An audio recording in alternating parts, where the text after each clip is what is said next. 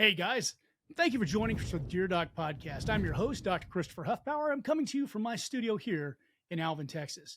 Today we've got a really special guest. He's actually one of the members of TPPD, or the Business of Dentistry, and that is Paul Etchison. Now, Paul is a successful dentist in his own right, and I invited him onto the show because I really like a lot of the real common sense, just meat and potatoes answers that he gives to our members whenever they have a problem. Hey folks, welcome to the Dear Doc podcast, where we discuss the practical aspects of running your dental practice, as well as the technology, softwares, and services that can help to empower you as a dentist. I'm your host, Doc Hoffpauir. Thanks for joining us for today's episode. Is your resume or job posting just not being seen? You need a better plan. Whether you're looking for a permanent or temporary position or looking to hire, at Cloud Dentistry, we have you covered. We connect practices with verified professionals interested in temp and permanent work. Sign up for your free account in just 2 easy steps. Go to www.clouddentistry.com and start browsing the dental talent in your area today. Paul, how the hell are you today? I'm doing good, Chris. Thanks for having me on, man. And you guys always been on TPPD forever, and it's my favorite forum on Facebook. And yeah, sometimes I give answers, and sometimes people don't like my answers. Sometimes people are mean on the forums. Well, I try to make sure that TPPD isn't as negative as some of the ones out there. It's a tough balancing act between curating the conversations and censorship. And that's honestly the most difficult part of the job. But you've got a couple of questions that were actually posted as Dear Doc questions. And you and I discussed them. And you said, I would really like the chance to answer these. So without further ado, I know you've got a list of them over there in front of you. You want to go ahead and read the first question? Shit, man, I don't have the list. That's okay. I've got it over here in case you didn't have it. Okay, you save Hold on me. 1 second. You save me. All right, guys. Pardon my dear producer. Pardon my looking down from the screen. I know you hate that. They give you a hard time. Dear Doc, I'm 3 weeks into my startup in Texas. I have hired a DA for $25 an hour who agreed to work both front and back. To my surprise, she doesn't take any responsibility and failed to do even the most basic things like putting on barriers, keeping the office clean, spore testing, and pouring models. I have reminded her many times. She gets upset when I tell her she doesn't have any knowledge of the front desk. I'm tired of working with her. I'm looking for a new one, but I can't afford 2 DAs in my startup. My question is, how do I get rid of the present DA without any legal issues? I don't want a 1-star review. I feel so distressed.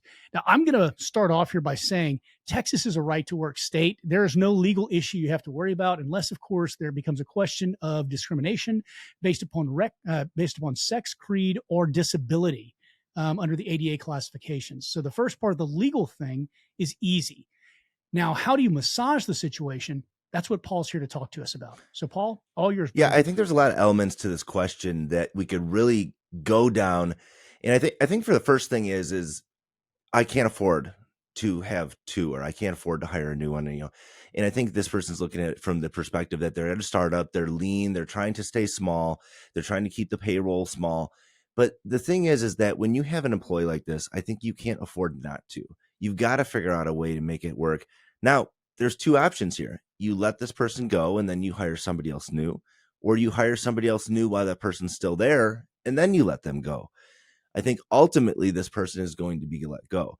Now, I do a lot of coaching consulting, and I see this a lot in my my clients' offices, is that we're noticing that something isn't right, that somebody is not doing something the way that they should be doing it. But then we say, oh, well, I'm correcting him or her. I told them. Well, I don't know why they're doing it this way or doing this way. And what I find more often than not, and I'm not saying this is it, but I'm just saying there's a hunch that this might be part of it. And I still think even if it's not, it's valuable information for the listeners, is that we often don't set the expectations to the degree of what we want exactly done. So now we're in a startup mode, and we have one assistant that should have certain responsibilities. This is what we do at the end of the night. This is what we do in the morning.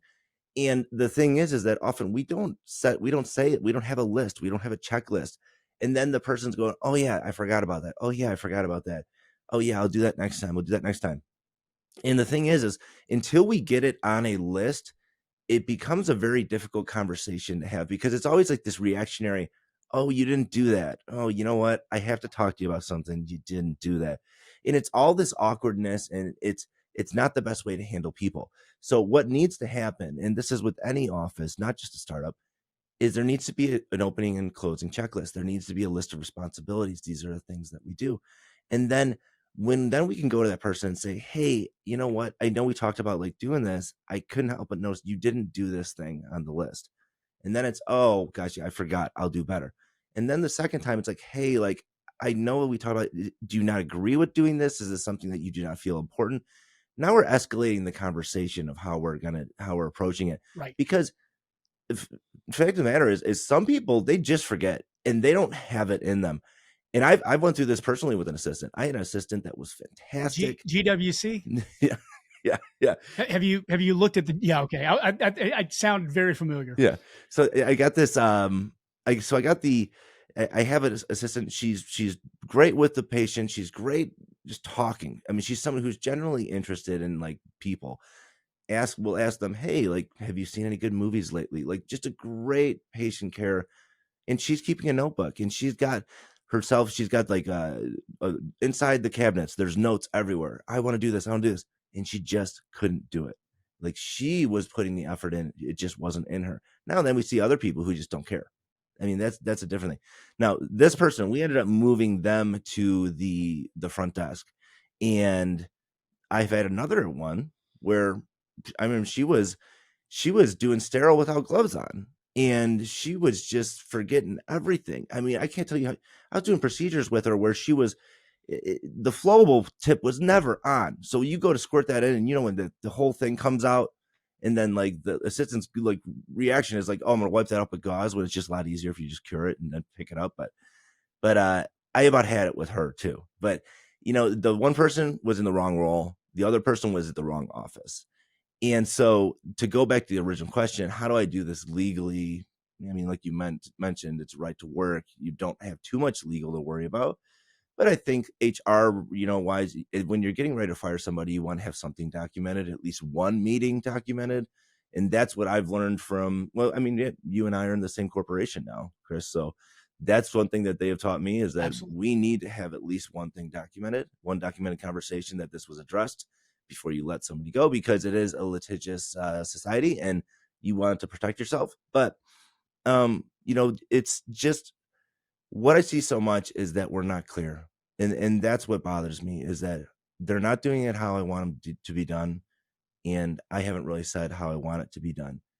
And when we're not clear, we can't, there's no rules, there's no guidelines for you to point out that they're not following. And I think a lot of people are scared Absolutely. to even have that conversation. And they say they will. I've told them a million times. My experience is that often it doesn't happen a million times. It happens here or there, like little snippets, and sometimes there's like little comments with sarcasm. It's not like a real sit down conversation. And but yeah, I that's what I see. And I'll share a story that just happened recently for me. Is that in my office, I have 4 leads. I have a dental assistant lead who is my clinical manager, and she is the person that handles all the interpersonal issues. And it's very nice because I do very little of this stuff now. But if I have to address something, it's not good for the employee. So I had somebody that is a great dental assistant. She's fantastic. She's good. She's works hard. She's a great team player, helps out. She can't get on time. Like, she literally cannot show up without being 15 minutes late. So I had to sit her down and I said, hey, do you know what I want to talk to you about? She said, yeah, I know. I'm going to do better. I'm trying so hard. I will get here on time. I'll say, okay, it's good. You know, well, I'm just letting you know. And I said, I'm not telling you if this happens again, I'm going to fire you, but I am telling you that the fact that I am personally verbally talking to you about it is not good. And I just said, do you understand what I'm saying? And she said, yes, I'm so sorry. And then she went on with her life. Now, 2 days later, she was an hour and 45 minutes late. So we're looking. You know, that's what I'm saying. Right. I know she's not going to see this anywhere, but yeah, we're looking. So we put her in now she's in the penalty box, where we're like, okay, we have given up trying to get her to be here on time. Obviously, me talking to her didn't make any difference. So For the original person that wrote in the question, I think you got to look at this. I can't afford it. You have to afford it. You've got the luxury of building a startup, and you have the luxury of building a culture. Every time you bring somebody into this new culture, that's like the greatest benefit of the startup is you create the culture when it's small, and as it grows with you, and you have this solid culture. You are starting off on a bad foot with a bad team member that is not going to be able to get this done for one or two reasons. They don't care, or they just are not competent enough. But and they will poison the culture for everyone you bring on. absolutely. One of the things that I think a lot of dentists neglect is job descriptions and SOPs. An SOP, or standard operating procedure, should be written in 6th grade English. It's actually easy to do these because you have the assistant themselves write the SOP. It's called hatting. And once they've got their job description, you go down every single thing in their job description. You say, how do you do this exactly? You write it down. Take pictures of the setup of the tray. How do you set up for a crown? How do you set up for a crown with a root canal? Once you have that, it becomes easier and easier to onboard people. Mm-hmm. That's the first step. The second thing is whenever you're going to write someone up, use exactly 2 write-ups. And those are insubordination or failure to perform job duties. Because what they look at whenever you're looking at an employment claim is how many times has the person done the thing wrong? And if you're like, didn't prep my tray, didn't clean the office, those are both perform job duties. Well, if you write it up the way I say, you're going to have 2 write-ups for that same thing in 2 counseling sessions with a on next insult, this happens, right? But if you don't do that and you're not consistent in it and you're not intentional about the way that you're going about this, you're going to have problems. Most dentists, as much as our job is to communicate, are not great communicators because most of us really just don't like conflict. Mm-hmm. If you want to lower the barriers there and make sure that you're not having conflict with your employees, establish guidelines as to what's expected. Another thing you brought up was GWC. Do they get it? Do they want it? And do they have the capacity? Learn about that, guys. Look up GWC. It'll change the way you look at whenever you're having a problem in your office. Mm-hmm. When you said GWC, I thought you were referring to a post that I posted about the person that wore jean shorts to her interview. And I'm like, yes, that's who I'm talking about. That's funny. But so I got to look up some GWC then. It's oh yeah, man. Yeah, it's funny. Like when we did our startup, we did the checklist, and I remember doing it when we just had 2 assistants. We were a team of maybe 6, and I said, I just want to do this for a little bit just to make sure everything gets done. That was my whole purpose. And then after we started getting everything done and everything was great, I said, hey, do you girls want to stop doing this? Like, I don't think we need to do this anymore. I think we've got it. And they said, no, Right. We like it. We like having this. Absolutely. And people like to know what their boundaries are. One of the things that they brought up is that, I don't know if I can afford 2 DAs, yada, yada, yada. You know what? You can make a DA. A DA can serve in Texas for 1 year before she licenses herself for radiology. And so what you do is you go to your favorite restaurants and find the happiest, most cheerful person who doesn't screw up your order. And then you say, hey, how would you like an opportunity? I just love your attitude. I love your personality. I think I could train you to be a dental assistant. Then you're not paying the dental tax of that 25 to 28, 32 in some cases price for an assistant per hour. Yeah. You can set your own wage and you're giving this person an opportunity. So it's good for both of you. It's a win-win situation. I mean, that's an easy wage to crush McDonald's.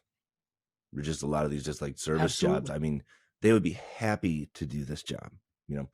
I did that once in a drive-through, and I went through the second time because she was so nice. And then I handed her my card, and I told her, she was so excited. And then she emailed her later, and she said, what are the hours? Because I have school. And I'm like, oh, she must be in college. She was 16. Right. So no, that was like, I don't know. I'm like, this person's probably like, this old man came into the drive-through and gave me a card and said, I got to come work for him. What do you think I should do, Dad? I'm like, oh God. I'm like, no, I thought you were in college. I'm so sorry. Like, we're maybe in a few years. I've actually done the same thing. Taco Bell, man. If you get someone who gets your order right at Taco Bell, talk to them about a job. Yeah. Because no one gets your order right at Taco Bell. They don't have great training. And so that means they're picking up on stuff that other people are laying down, which means they're going to be easier to train in your practice as well. All right. Are you ready for this? Let's do it. Yeah. Go ahead. Let's go. Okay. Second question is, Dear Doc, I'm currently in a private office where I'm getting $700 a day or 24% production, paying 24% lab fees. I recently got a job at another office or job offer at another office for $700 daily rate or 30% of production, paying 90% of the lab fees. Can you share any advice? Now, obviously, this dentist is more worried about their percentages, and they're saying, okay, look, the 50% in the lab fees, is that going to kill me? And that's an involved discussion that would require us to know exactly what your work mix is and, what percentage of crowns versus MOD, LM, LBGYN fillings that you, hey, I had to throw that in there just to piss people off.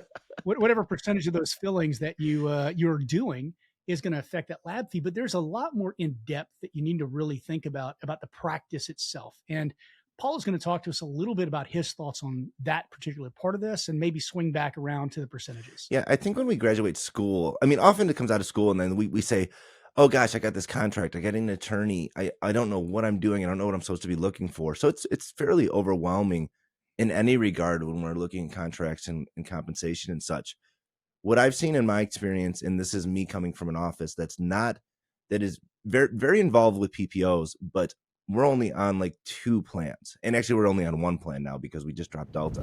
Do me a favor, go ahead and explain, because there's a lot of new dentists out there who don't understand the difference between adjusted production. That's a good question for anyone who doesn't know. So, production versus adjusted production. Production is the office fee. That's what we would bill if we weren't in network with anything.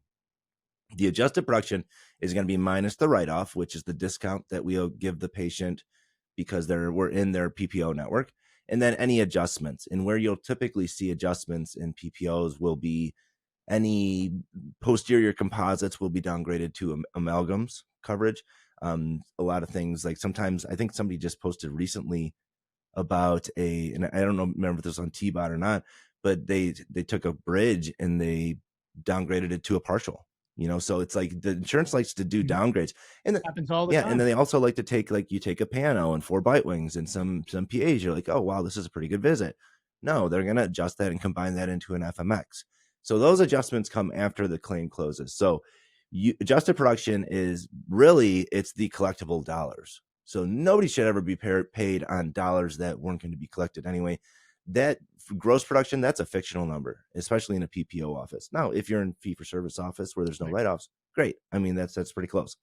So what I was saying is that when we look at these numbers, every different office, different areas, different agreements with insurances and different involvement insurances, because you'll have some insurance plans where there's going to be like a 50% write-off. You might have a $1,200 crown fee, but you're doing it for $600.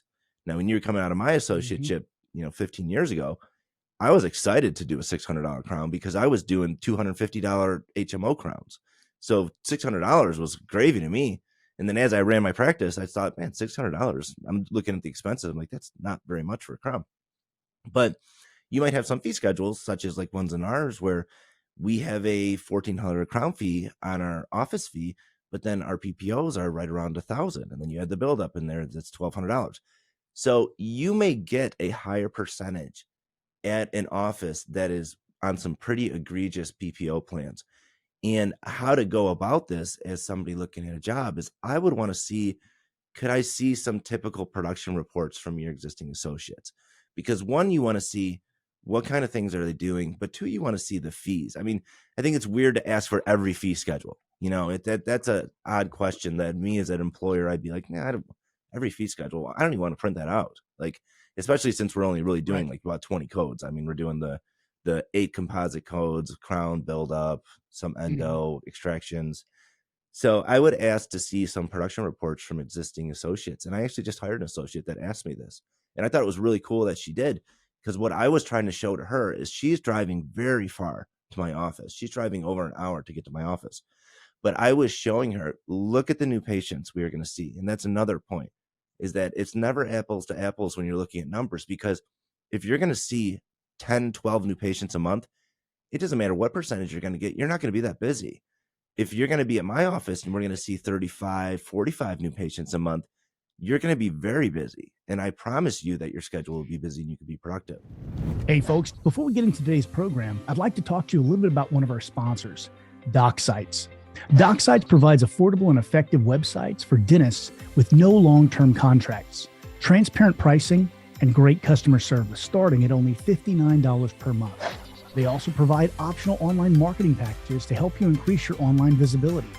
For special offers, including up to 25% off of your website setup, text podcast to 818-489-9823. Again, that's 818-489-9823. Now, this is a limited time offer, so text now and lock in your savings. Or you can visit docsites.com/TBOD for more information. And let me make an additional point there. Something I did with my own associates. If you're an owner doctor and you're hiring an associate, it's your responsibility to feed them. It's your responsibility to feed them before your family. Mm-hmm. So every new patient exam should be going on their schedule until they build up a schedule of work. And that work should be theirs. Don't take their work. Don't take their treatment planning. Let them do what they were hired to do. People who pull that kind of shit are just shady as hell. Yeah. Yeah. And that's a great way to have somebody look for something else. I mean, and I went through this. I had, when I was growing, I had gotten my associates Invisalign certified. I'm like, great, you guys can do Invisalign too. And then I'm watching them do the consults and I'm going, ooh, I think I could have closed that. And then I'm like, dang it. I think I know where you're going. Yeah. You did the consults yourself and you passed the work over. I did the same thing because it was just, I'd had so many years of practice selling big cases and most dentists just can't. Right. You know, it's it takes a couple of years to get the pucker factor out when you tell somebody their case is going to be $35,000, $45,000. So true. You know, yeah, but you've got to take the training wheels off and you got to let them do that. And as a human, they need that autonomy. You know, they don't want to be looked over and controlled. And I would think for me as a patient, I don't want to see the owner doc and then go to somebody else. Like, hey, I'm just here to right. I'm just the owner doc and I'm just telling you everything you need. And then you're going to go to somebody else. Now, in my office, they actually do that for certain procedures. Like I don't do fillings, but I'm very upfront with patients. Right. And this was years ago. Like I don't even see new patients anymore. You mentioned you got to feed your associate first. And I think that's we're talking about is that a lot of people that bring on associates, they don't realize, they almost look at it like the zero-sum game is that I'm not going to get new patients anymore. I got to make sure I get my new patients and then the associates get to fill in with all the crap I don't want to do. And what I see in my offices that bring on associates is typically the owner doctor doesn't need as many new patients as they think because they've got an existing patient flow that even if they have a patient come through recall that needs something that sees the associate, they're still going to want to see the owner doctor. So like you can really get an associate ramped up. So like I say for mine, I want 35 new patients per month per associate. That's my bare minimum. But if you're only seeing 35, 40 new patients a month and you want an associate, if you feel like you could give all those to the associate, I think it is to your benefit. I still think you will be busy, maybe not as busy as you were, but could still be busy. I don't like being busy. I like being productive. Yeah. Yeah. Yeah, that's a huge thing in dentistry is people confuse busyness with production. So another thing that really honestly is kind of ancillary to this discussion and needs to be brought up is your actual treatment plan acceptance rates. Now, most doctors lie to themselves. So you got somebody who comes in, you've got a $12,000 treatment plan, they do a crown and they say that's acceptance. That is not acceptance. That's the percentage of the treatment that was diagnosed that's been accepted. Most dentists, and I've done a little bit of consulting over the years, I don't like it. I actually usually just do it for free. I go and I look at their books and say, look, here's what you need to do. But what I found is that most of them think that they have like a 50% treatment plan acceptance, when in reality, they have like a 9.5% to a 12%. And that's abysmal. In my practice, and we divided accepted treatment into treatment that was proposed. We had a 45% acceptance rate. You know, I was doing $25,000 a day, you know, $2,500 per hour. You all could be doing that if you learned how to communicate with patients. And if you learn how to communicate with patients, and you should, by the time that you bring on an associate, know how to communicate with patients and know how to sell dentistry. And if you don't like the word sell, just turn off the damn podcast, because what you're doing is you're selling things that they need, and that's fine. Right. It's unethical sales that are the problem. Well, that's the thing. Your thoughts on that? You look at it when we go to the cardiologist and they say, hey man, you've got some blockage in your heart. You got to do this procedure. You might die. I mean, their case They acceptance. tried to upsell me on a balloon angioplasty. Yeah, right. They don't have to talk to you about like the materials and stuff and like how the procedure is going to go. You're like, dude, Right. I'm signed up for this yesterday. We don't have that. We have problems that are hidden in the mouth that a lot of times they don't hurt, that the patients didn't know they even had an issue until we started telling them about it. So we need to speak persuasively. We need to speak in a manner that does get the job done. And like you mentioned, it's ethical selling. We want our patients to be healthy. And if we are ethically treatment planning, everybody in our office should believe, like we get this question at the front desk a lot. Gosh, do I really need this?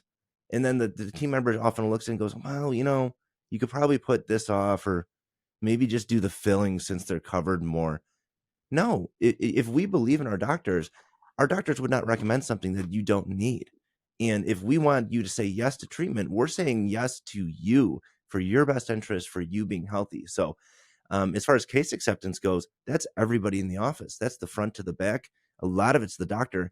And when you look at these case acceptance numbers, dollars presented versus dollars accepted, man, 30%, like think about that. Think about that. If you've got to present 3 crowns to do 1 crown for most offices. So when we're looking at what is a margin of improvement, where is an area where we could get optimal? Now, I don't expect anyone to have 100% case acceptance. I think that's just not, I don't think it's possible. I mean, you mentioned 40, 45, that's fantastic. But I mean, think about it. If you're at 30% and the limit is 100, there's room to grow there. And every time if you go from 30 to 45%, I don't know what the math would be. I'm going to try to do it in my head. But I mean, you probably see, I don't know, 15% less patients. I don't know what it would be. 100 grand. Yeah. That runs, well, 10,000 more for every 100 grand that goes through the Yeah. office. So it's like you could see you don't need as many new patients. But, coming back to our original thing is we were talking about the associate question. And what I really want to stress is that there's a lot more to just numbers. There's a lot more to office culture. There's a lot more to an office than what you will see on a contract. So I would look at the reviews of the office. I would feel, how does it feel when you go in there? How are the people? Do they seem happy, engaged? And then I would want to see like the production report. What are these fees? Because what you will find is that there is a lot of variation in fees. And I could promise you on my fee schedules, because I know what they are, I could pay somebody 25%, and that would be much better than 35% at a lot of other people's offices. So, but if you're going to look at 25 versus 35, you're looking at it like a salary job. Well, this is 150K versus 100K. No, it doesn't work that way. And then when you look at the daily minimum, my goal is that I'm going to get you out of that daily minimum within 2 to 3 months when you see as many new patients. If you're doing that daily minimum for the rest of your life, what's that going to look like? Is that your ceiling? That could be your ceiling. So are you finding that there's a lot more associates right now that are looking at that daily minimum as what they're going to make? Yeah. And that concerns me a lot. Very much. Yeah. And I see it too. And that daily minimum is going up and up. And I've never had a problem with the daily minimum at my office because I've been through 7 associates. I know I know where they're going to be. I know what do you want? Okay. You want that? That's cool. Yeah. Fine by me. I don't care. One of the things I'd like to bring up here is, whenever you're trying to sell someone on your culture, this is what I would do. Every time we had an associate come in, I would pay for them to take the team to lunch. And I would tell them in front of the team, they're going to tell you every single wart. They're going to tell you everything I do that annoys them. They're going to tell you what it's like to work here. And every time they came back, and they wanted to work at the place because we were like a family. I took care of my people. If you are afraid to let the associate go out to lunch with your team, you got 1 of 2 problems. 1, you don't have control of your team. Or 2, you have a shitty office culture. Yeah. You should do some self-examination at that point. That's true. And this reminds me of when I was in my associateship right out of school, maybe 2 years out of school.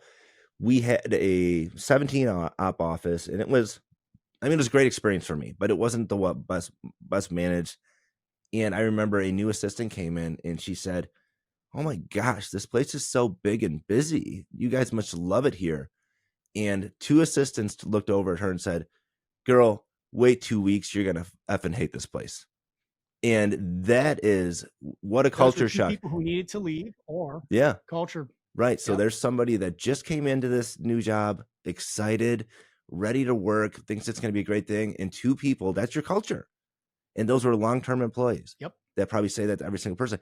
You get those two people to go out to lunch with your associate's not coming back. They're like, okay, no, this is not the place Yep. for me. Absolutely. Yeah, I think, and then a lot of us docs, because we're dentist brains, we would say, well, the solution is not let my future associates talk to my team. No, the solution is fix your culture. No. Fix your shit. Yeah. All right, guys. So we've got one more question. This one is a long one. And I know we're going to have some conversation on this one because it's about dropping insurances. And you know, that is one of my passions. Yeah, just did.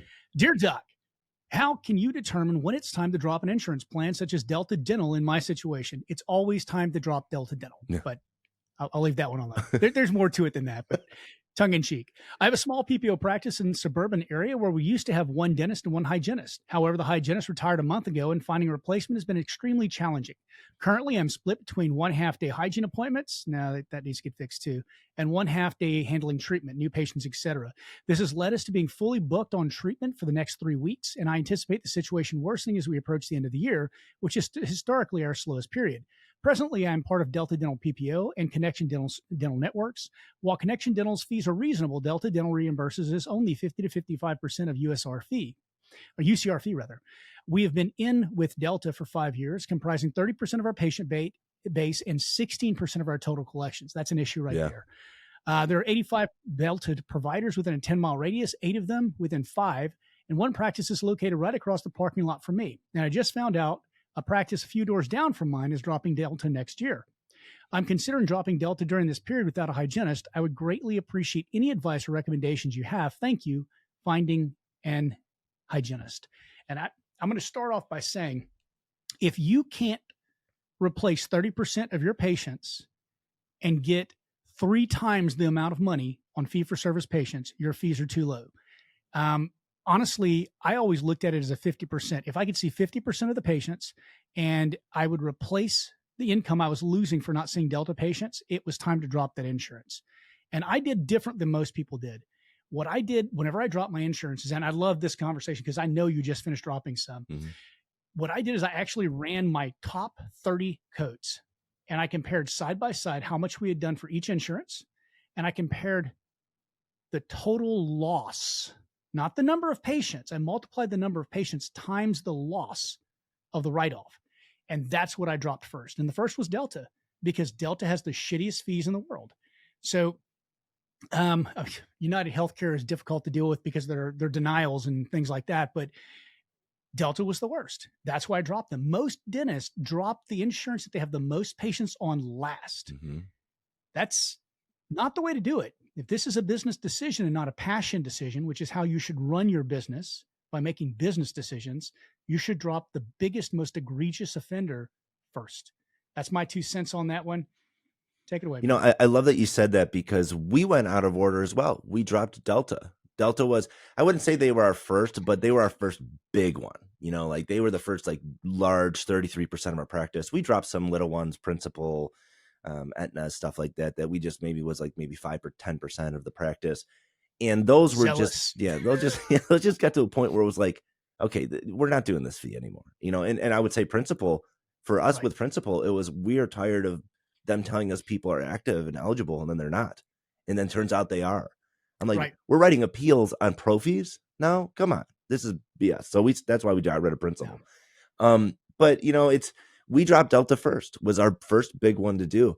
And the reason that my logic was a little bit different than yours is that I was worried that if we had dropped the smaller plans, the other plans first, is that we were going to get to the end and my 33% of my patient population was Delta was now going to be 60% Delta. And that scared me. Yeah. Because Delta will not allow you to take the assignment benefit. That's really good thinking. I hadn't thought about it that way. I love that. Well, I was just worried that we're not going to feel it because our reason for dropping, and I think we could have, you know, now hindsight's 2020. Now that we're through it, I'm like, we should have did it so much longer ago. And that's what when everybody says something, you should listen. but I never listened. I have to do it myself. So, but Well, you say that, but everybody says, or they said a couple of years ago. And I honestly, I'm taking some ownership on this one. I think I had a part in it, and a lot of the other dental groups had a part in making people understand they could drop insurances and survive and mhm, thrive. mhm, If I made a mark on the dental word, I hope it's that, because we are being held hostage. You went to school for too long. You paid too much money to become the expert you are, to have somebody dictate how much you can pay or how much you can charge, and what procedures you can do on your patients whenever they've got some guy who's a high school dropout making that decision. mhm. It's ridiculous, folks. You need to drop insurances. I mean, you're going to hear people like Mouty. I love you, Steven. You're going to hear him say, take all the insurances, never drop an insurance. I'll take all your patients. You know what? They're going to have to drive a pretty damn far to get to Mouty's practice. Yeah. And, if he wants to run that hard all day long, God bless him. That's fantastic. I did not become a dentist because I wanted to destroy my body. I became a dentist because I wanted to help people and make a good living while doing it. You need to kind of reassess why you got into this to begin with. And if it was because you felt sorry for people because they didn't have dental care, and if you're willing to make a whole lot less and have your family thrive and your employees, your team members thrive less because you are not willing to say, hey, no more insurance, that's a choice you make, but you have to own it. Yeah. And I think if you talk to your team and you ask them what really upsets them about, they're not going to say dealing with insurance directly, but I think, maybe they will. But I would say, like, if you ask a front desk member, what upsets you, what frustrates you the most, it's going to be surprises. It's going to be surprises in insurances, in meaning that we told the patient one thing and then they had to pay something else because the insurance changed, and now they're upset and they're yelling at us, and it's not our fault personally, but we're taking the brunt of it. And then I think if you go in the back and you say what upsets you the most at work, it's going to be running late. People in the back do not want to run late. So a great way is just, if you don't have to see as many people, you don't have to run as behind. Everyone can have a lot like less stress days, easy days that are still Absolutely. productive because the fees are great. And this is me talking from someone who's been through it, and I'm still very much in networks. I haven't taken that second step yet. I'm not ready yet. I'm just not ready. We saw a huge drop in numbers. But you see the light at the end of the tunnel. Yes, that's it. And when we did it, it was just like, screw Delta. I mean, I got a picture of me signing that contract, signing the thing saying like, hey, we're dropping you. And I was all excited. And then the first month, it was like, oh gosh. The second month was like, oh gosh. But then you figure it out. Then like you start focusing on how are we talking about this. And I posted on T-Bot about how we kind of made a mistake, and it was just a complete oversight of what our preventative and diagnostic codes were. And I never set those fees, and I didn't realize how much we weren't telling the patient the correct thing. We weren't setting expectations with the patient correctly of what they were going to pay because we didn't know. And that was my fault. I didn't figure that out until about 4 months into it because I wasn't paying attention. But this person asked, how do I know when it's time to drop insurance? I'm going to agree with you. I think I think we should all just drop Delta. I really do think they are not there to help us. I think they are the most egregious one. And I think for people that aren't on Delta Premier, which is a lot of people are not allowed on Delta Premier anymore, that Delta PPO fee schedule sucks. And when you're running an associate driven practice, and I have 3 associates and we're all on 4 different fee schedules, and what we're going to do in our patient ledger, who depends on what doctor is going to check that hygienist, what we're going to get reimbursed for x-rays and stuff. I mean, that's bonkers. But this person's asking, when do I know when it's time to drop it? For me, it was a capacity issue. I like doing insurance. I like having the insurance there to help you grow your practice, as long as you can do the fees efficiently to a point where it's profitable. But I want to grow the practice that way and then pull back as you get to capacity, because there is probably 4 different situations in my practice where we are at the end, we are at capacity. Is it time to drop insurance, or is it time to add providers? And we chose add providers. What was your capacity point? So for me, Yeah. I looked at 2 months booked out. When I was 2 months booked out, I said, I'm pissing people off Yeah. because they can't get an appointment.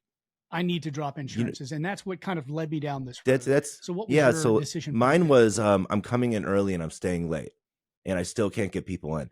And I don't remember how far I was booked out. I just remembered like there would be things that would happen where we would need to see somebody urgently, and we literally were already staying an hour or two late. And it's like, gosh, my team is pissed about it. So I'm guessing, yeah, we were Yep. probably booked out. I remember waiting. Some people would see me, yeah, 6 weeks, 4 6 weeks, I think it was. But for me, I'm always looking at, I like to hold spaces in the hygiene schedule for new patients. So Yes. my capacity indicator, my barometer is, let's look forward in 6 months when my hygienist is making an appointment 6 months ahead of time and there's nowhere to put that recall patient that they just saw because it's all held for new patients and they're going to 6 months in one day, 6 months in 2 days. That's my capacity point. Mm-hmm. That's how I look at it. I base everything off of hygiene. I like Yeah, that. I want to have 2 hygienists per doctor, if not 3, and So, I'm looking at the hygiene capacity. So my and with a PPO practice, you have to. yeah, yeah, and I think the whole thing is that a lot of people, they don't hold spaces for new patients. If you do that, you will reach a mature practice that will just nosedive because without new patient flow, your work goes down. I mean, and I've had this happen in my practice. This is why we started holding spaces for new patients, is we got to the point where we couldn't see a new patient because we had so much recall. And the hygienists were like, this is great. We're so busy. And I'm just sitting in my office like I have nothing to do. And I'm going in every recall exam being Busy like, versus yeah, productive. I'm going in the recall exam being like, please break something. Please find something. Let's look. Oh, I didn't find anything. Let's look again. Let's look harder. If we look hard enough, we'll find something to do. You know, So, so one of the things I always recommend to people is to at least consider and learn how to block schedule. Because if you want to truly control your schedule, you need to learn how to block schedule because it gives a framework. It's one of our SOPs. It gives a framework to your front desk team of how and when to schedule so that you remain productive rather than busy. yeah. And it's not hard to do. It's a very, and I think It's when not. people start doing it, they realize how great it is. I mean, since we're talking about block scheduling, and you can go to my website if you want to hear more about it. But we have, I mean, there are days. Go ahead and get that Yeah, real quick so that people can. dentalpracticeheroes.com is my website. I've got a lot of online material there, a lot of online courses. Specifically, just released one on block scheduling. This was not planned, but just released one on block scheduling about 2 weeks ago. And it says exactly how we do Fantastic. it. And my block scheduling, it may seem overwhelming if somebody saw it, but once you, like, if I could explain it to you, and which I do in the videos, you would say, oh, that makes sense. I have it Right. so we have new patients do not come in at the same time. We will not see new patients at the same time because that will overwork the front desk, because typically a new patient will need a treatment plan presentation. So we're not going to do those at the same time. We are not going to do two new patients at the same time for the doctor's sake. And we're going to be very intentional about where we put these new patients in the day relative to when we're doing crowns or molar endo. When we have Absolutely. molar endo, there are no exam hygiene checks next to that because we're not getting up. That's how we set it up. And we have SRP slots. We set up about one. Mm-hmm. What is the math? I should know this. I think we have 1/6 as many SRP slots as we do new patient slots. And that's based on 15% perio. It's about right. It's about right because 20%, 30% of your patient population should have Okay, some I love that perio you're issues. agreeing with me because I don't know what it is, but I figured it out, and it's written down somewhere, but it's not in my head. No, it absolutely makes sense. Did you guys see, one of my biggest things is biggest practice builder I ever did, because I am in what's considered an underserved area. It doesn't feel like that anymore. There's so many dentists around, but nobody else ran their practice the way I ran mine. I always had a slot available for emergencies. Yeah. Always, always, always. Emergency extractions and root canals were my favorite damn thing in the world because they're high profit. You're making a patient super happy, and you have the ability to win somebody over with what you do for them rather than what you say you're going to do for them. Yeah. So I would urge anyone who's doing block scheduling to make sure you have emergency blocks. And what I did is I had emergency blocks that were my crown seat blocks.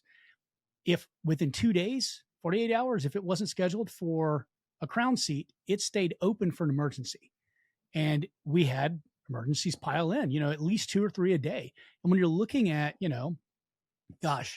surgical extraction plus bone graft, discussion about whether or not you want an implant. Hey, let's make sure that the area is ready. If you're unsure if you want an implant or not, it's always easier to graft at the time than later.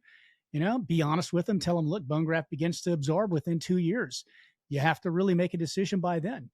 Give them a timeline. Give them a due by date. You'd be amazed at just when you communicate those things with patients in English, not dentalese, just how many of those patients will be back and say, hey, I want to do that implant. Hey, I've got this tooth that's hurting me here. Can we do them both at the same time? Talk to your patients when they do come in. Say, hey, look, when we're scheduling this, the way that we schedule is by the jobs that we do. If I don't have to numb you 2 times, it takes less time. So why don't you come in to get this and this done at the same time, because you'll miss less work. And in the end, it costs you less because you pay for it all at one time and it's less time. They love that. Just be considerate. You think like the patient.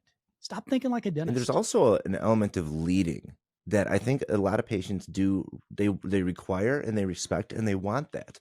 Sometimes they don't know what to do, and we just have to tell them what to do. I mean, I'll give an example that we just were looking at a car for my wife the other day, and she's coming up on a lease and she's going to buy a new car. And I'm saying, okay, well, her lease is up in about 8 weeks. Should I, because I'm thinking we got to talk about a certain vehicle. He's like, well, you could order one. It'll probably be here in 8 weeks. Or I could just look on other lots to see if I can get one in here. And I said, okay, well, what do you suggest? Well, probably both would be fine. Either would be fine. I'm like, okay, well, when do we talk about like price and stuff if we don't have a vehicle? Well, once we have a vehicle, I mean, if you order one, I can, it just went on like this. And I'm just like, dude, what do you want me to do? Tell me what to do. Pick one, bro. So it's like our patients will follow our guidance. They are there for our expertise, and they will follow you if you explain things to them. And I think that's what I hear when you're saying that. Now, rolling back to you saying holding spaces for limited and exams or emergency exams. Yeah, we do that, because if we don't, that space gets filled and then we can't see anybody. Yep. I mean, we have space. We have a block for the first 3-month recall after SRP. And the reason we need a block for that only the first 3-month recall is that because our schedule is booked out 6 months. And the last thing I want is somebody coming and get their teeth cleaned and they're getting caught up. They haven't been cleaned in forever. And we're like, okay, we got to see you back in 3 months, but we're going to put you about 7 months out. So we save that block for that. It undermines the entire message. Yeah, it does. And that's the thing is like you can get so intentional with block scheduling. And I think I'm forgetting what the original question was, or we're talking about dropping insurance. Yeah, and then we got into schedule. This was great. Yeah. So let's go back to that. So because schedule, it feeds into exactly. So going back to the original question, that was my fault. I gave you a segue into something else. I was glad I got to talk about it. I love scheduling, and I love when I can convince a team to do this, because it's one of those things that it's easy to implement, but it's hard to get the team on board. But I will tell you, because I have a large office, like 40 plus employees, people come into my office all the time. They say, I love the way you guys schedule. It is so easy. It is so easy to follow. When I converted to this schedule, it wasn't that easy to follow. If my team had been doing it the other way and they wanted to go back to the other way, because let's face it, team managers, they don't want to change, and that's okay. Well, we'll deal with it. We'll get through it, guys. It's going to be okay. But but it's a really great way to schedule. And now I control my new patient flow. And to give another, we're going to go back to scheduling, because I want to say one more example is, and I think a lot of people experience this, the October following the shutdowns. So we will typically at my office see about 140 to 160 new patients a month. And I know people are like, oh my gosh, we have a big practice. We have 11 chairs. We're open 7 a.m. to 8 p.m. When we shut down in whatever that was, March, April, fast forward 6 months to October, we had a wide open schedule. We didn't have anyone on there because we didn't see anyone 6 months before. We saw 235 new patients. And that is an indication to me that if we had more space for new patients, we could see more new patients. That's a capacity problem. That Absolutely. Is a very good, when you can increase your new patients by 35% overnight when you open up your schedule, that is a capacity problem that will show you can grow much faster if you will be more intentional about blocking. Now, I was blocking for new patients, but I could have put more new patient blocks. And then you say, well, what about all the recall patients? Well, when you look forward and there's nowhere to put them, you add providers. I add more hygienists. What if I can't check any more hygienists? You add a doctor. It's just very if then this, Yep. then that. And there is actually a legal limit in Texas as to how many hygienists you can check. Ours is 4. I was going to say, I forget what it is. I think it's 4. But so a question that always in my mind goes hand in hand with dropping insurance and just bettering your practice, period, is advertising. And one of the mistakes that I find that all dentists make, it seems, is they advertise for new patients instead of procedures. If you advertise for new patients, it's not a targeted message, guys. It's not intentional. If instead you say, missing a tooth, want an implant, we can do that.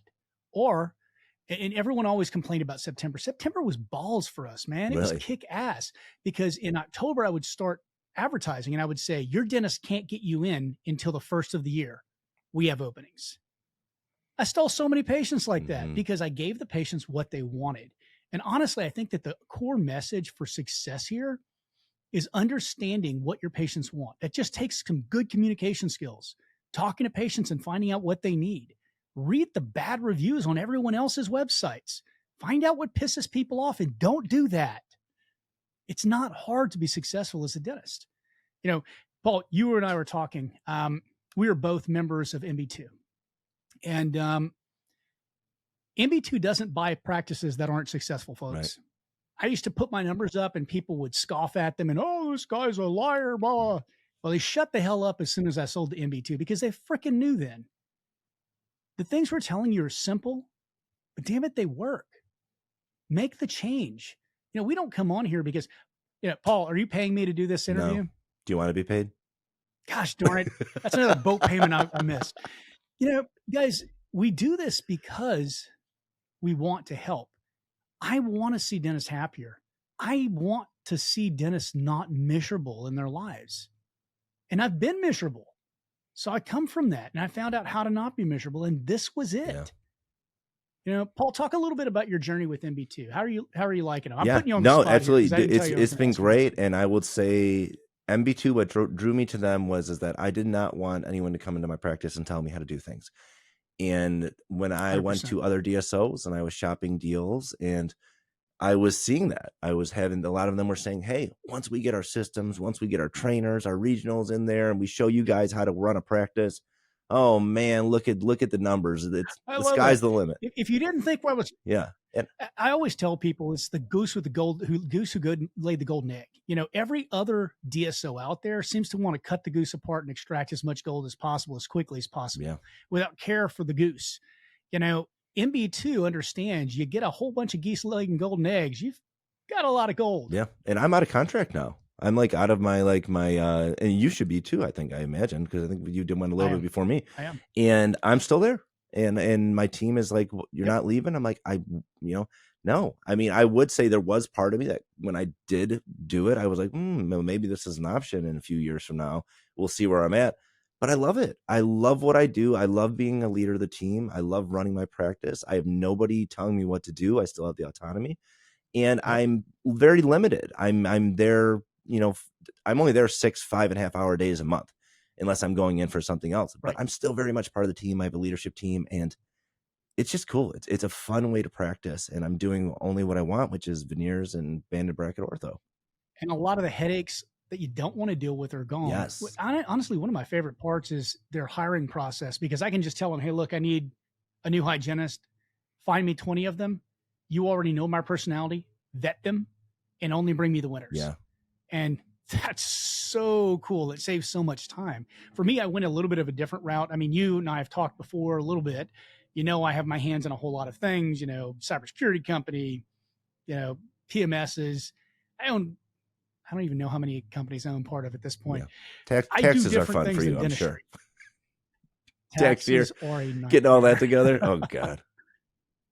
But the thing is, I was at a point where I was still enjoying practicing, but other endeavors were requiring a lot more of my attention. So I got to the point where I was working 3 days a week, and then it was 2 days a week, then it was 1 day a week, and now it's no days a week. I still own one of my practices. I'm about to sell it to my associate. The beautiful thing, though, It's with MB2. I made enough money and I funded my retirement. You have to be intentional, guys. You can't just spend everything. Mm-hmm. It's stupid. Fund your retirement. Give yourself some freedom. Make it to where you've got $4 or $5 million in good, solid investments that are going to give you $250,000 a year for the rest of your life. Make sure they're safe. Make sure they don't go up and down with the market. I know all of you guys on the investment group like to do your day trading and bullshit like that. You know, Not me. Look into whole life. Look into being your own banker. It's a beautiful thing. But the long and short of it is, when you partner with MB2, you get a lot of freedoms. I was actually able to get to a point where I could gift my practice, my fee-for-service practice, to my associate. Blew her mind. And I said, I'm just not going to be as much of a part of the team anymore. You're doing everything I was doing, and I think you need to be compensated for it. So I'm actually going to give you my 30% of the practice. That's amazing. I could have made a good chunk of change from the rest of that. But the truth is, I felt she had earned it. And there's no way in hell I ever could have done that not working with MB2. Yeah. Just no way. Yeah. So there's a lot to unpack there. I think, if you want to know more about MB2, and full disclosure, if we give someone a lead, we do make money. Yeah. We get, a finder's fee, but it doesn't come off your practice price. And it honestly doesn't injure you in any way. If you're considering going to MB2, reach out to either Paul or myself, and we'll talk to you about it and give you honest, straight dope answers, because some people are just not a fit for MB2. That's true. Actually, I had somebody I referred, and the practice numbers were great. The EBITDA was amazing. They didn't like the doctor. I've had that happen as well. They're like, well, he's not really a team player. Yeah. It's funny. Like, and I said somebody as well, and they said the same thing. And this person goes, I didn't know I was being interviewed. And I'm like, I don't know what you said, dude. You're always being interviewed. I don't know what you said to make them not like you that much, but sorry about that. Yeah, not everybody's a fit. And I tell everybody the same thing when they come to talk to me about it. I said, hey, is that, yes, I do get something for the lead, and if you do sign up, but I'm going to give you the exact same story. And that's what I love about any of the people that market on my podcast, any of the people that I do business with. They're people I also use, and they're people I'm happy to share regardless of any compensation. These are people that do business well and treat their customers the way that they should be treated. And that's how I feel about MB2. And now you mentioned the hiring thing. I don't know how it is by you in Texas, but by me in Chicago area, things have kind of switched on a little bit these past 6 months, and it's become a lot easier to hire, and which is resulting in my practice, the rules and the accountability is going way up, because we're just not tolerating stuff, because we're able to replace people. And I love the cultural shift that I've seen in my practice in the last 6 months. Absolutely. Not that it was bad, but it was like these past few years after COVID, you were tolerating a lot. When you take the weakest link out of the chain, there's always a next weakest link. Yeah. It really is. So what is your favorite thing about practice ownership versus being an associate? My favorite thing would be, I would say it's just the autonomy of just creating whatever I want. I mean, we're here, you and I are talking on gosh, this is horrible. It's a Tuesday. Today's Tuesday, right? I've been off because I've been off for 2 weeks. So I've been off, and only reason I know is because my maid is here today, and I hope you can't hear it. The bulldozers are outside working on the addition. I don't hear it. Fantastic. Yeah, see, like if I would have went to work last week, I think I would have put it together that today is Tuesday. My wife doesn't work either, so she's home as well, and I know it's a school day because my kids are gone. And but it's like my favorite thing is just taking the time off. I just had a hernia surgery. I had one redone not that long ago, about a month ago. I took 3 weeks off. I love being able to just I love driving my practice. We've just decided to get rid of chairside whitening. We just decided it wasn't worth the hassle. I don't like how much I have to charge for it to be profitable, and I don't like how much time it takes up on my chair. Nope. So we just stopped doing it. And you're like, what? Okay, well, like we introduced that as a benefit of our membership plan. It wasn't chairside; it was take home whitening. Every person who got a membership plan got free whitening for life. Oh, that's cool. 4 times a year. And so 4 times a year, what does that mean? Well, every time they had to come in, it was a free courtesy exam when it wasn't paid for. that ensured that we were using every bit of their benefits and they were using up their exams, right? Yeah. It also gave me the opportunity to have discussions with them about existing work, things that we'd already talked about. Hey, if you consider getting this done, it looks a little bit worse. There's so I many like that. ways to tweak the engine of production. And a lot of times dentists concentrate on the wrong thing. I like to tell people there are levers you can throw and there are dials you can turn. Always throw the levers first. 80% of the practice change that you can make is going to be in your collections. It's going to be in your overhead. It's going to be in your case acceptance. Those are levers. Throw those levers. Your practice will be 80% better overnight. The remaining 20%, that takes 80% of the work. Mm-hmm. Hold that for last. Then you can start turning dials. I hired an assistant at one point to do nothing except for stand outside the door. This is actually when I first started as my startup. I hired her to do nothing except for time my procedures. Jeez. And I had a scorecard because I wanted to know how long it took me to do a crown, how much time I was in the room to do the crown, how much time I was in the room for fillings. That's when I stopped doing single teeth because I realized, well, look, I did 3 fillings this time and it took me half the time it usually would have taken. Why is that? Well, it's because I didn't have to numb them. I didn't have to set up the room. Then you have to look at it. Well, $25, $30 every time you set up a room because of the expendables and because of hourly wage, it just becomes much more economic for you. Yeah, so true. Then you have to think, well, how do I sell this to the patient? Oh, well, they don't have to take off of work multiple times. It's more economic for them too. If it's a win for both parties, you're doing the right thing, guys. Yeah. Just be intentional. And most people would not go through that extra work of even like getting that data of how long does it take me to do this? Right. It's oh, I'm so data driven. It's not. Well, the thing is too, and I wonder if this is something you've experienced too, Chris, is that like when I cut myself down to 3 days, I had a lot of energy and a lot of time to grow my practice. And I feel like I was more productive. Yeah. If I have to say, what are dentists doing wrong? I think they're spending too much time in the chair because they're not sitting back and looking and planning and saying, gosh, how long does it take me to do a filling? What can I do differently? What can I pivot on? Because they're just like keeping their head above the water, just trying to see all the patients. And I think something magical happened when I cut myself down to 3 days. And this was just, serendipitous. I didn't plan on it. I cut down to 3 days to bring on an associate. And then my practice really started growing. And I said, what was this X factor? And I said, dang, it's me sitting down and working on the business. It's me walking around. Right. I am more valuable as an owner, as a trainer, as a leader, as an inspirer than I am as a producer in the chair. And then now adding up to, where we have 3 extra associates, we have 3 specialists. I am so much more valuable at the top of this pyramid of this organization than I am cutting a crown, which I actually have to go in and cut a crown on Thursday this week I'm just doing a solid for a patient. But that's not a valuable use of my time. That's me doing something polite, nice for somebody else. That's not where, and people say, what's the most valuable thing you do at your office? Well, it's the dentistry. I would beg to differ as the owner doc. I think your most valuable thing is it's running the practice. Yeah, it's to run the practice. Absolutely. People can do the dentistry that you can do. They can do it to the level that you can do. And if they can't, you can train them up to it. But eventually you can get your practice to a point where you get to do what you enjoy, which for me is band and bracket ortho on teenagers who are awesome. Because I walk in and I go, hey man, what's up? How's it going? They go, hey. Yep. And sometimes they go, hey, how are you? I'm like, I'm good, man. Cool. Let's get this going. And then I'm like, see you later. See you in a month. Okay, bye. They barely talk to me. And then that makes me sound like callous, but it's honestly like, and it's so assistant driven. I'm not numbing anybody. That's what I love about it most, I think. Yep. So it's dropping Delta. It sounds like we actually took a very similar path. Yeah, dropping Delta is the beginning of all this, folks. Very similar path. I realized very early on that if I wanted to go out of network, I had to provide services that weren't paid for by insurance.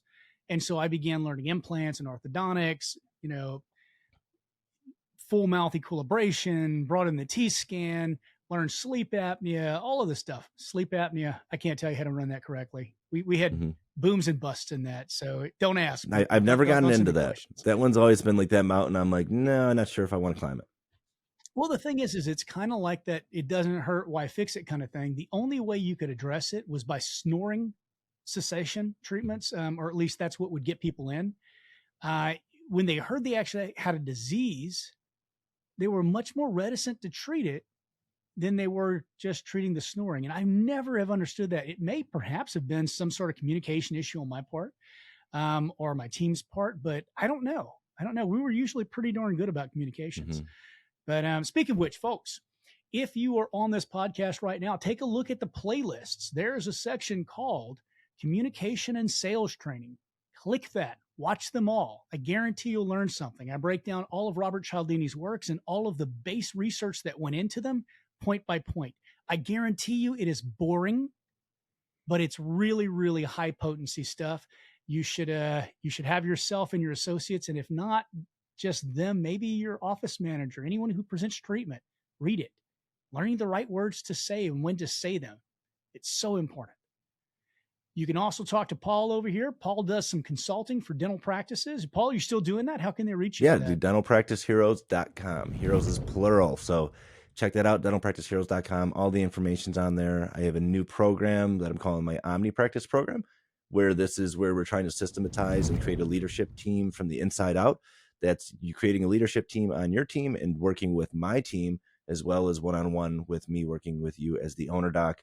And it comes with over 35 hours of videos and 9 different tracks based on what position you are in the office, and all over 7 phases that might take anywhere from 7 months to a year. But we will systematize your practice. We will get all your systems and documented, and we will create a culture that will have a leadership team. So my goal is to get you a team run practice like I have, and that's what it's created to do. And we just rolled this out about 7 months ago, and it's been awesome, man. It's been really cool. So that's on the website, dentalpracticeheroes.com. Check that out.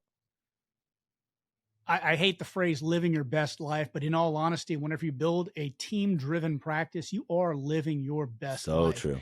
And frankly, so much more productive, so much more relaxed, so much happier. Guys, first of all, Paul, thank you so much for coming and sharing some of your insight and your wisdom here. We're going to have Paul back if he'll come. And we've got, 500, 600 Dear Doc questions that need to be addressed. Is that all? I know there was a hard choice narrowing them down to 3. So hopefully we'll have Paul back on the podcast. Thank you for your time. And you guys, thank you for listening to the Dear Doc podcast. We really love helping dentists. Please, please, please help us to get in front of more by liking and subscribing to the podcast. Help us to grow our following and our impact on the dental industry as a whole. And thank you for your time as well.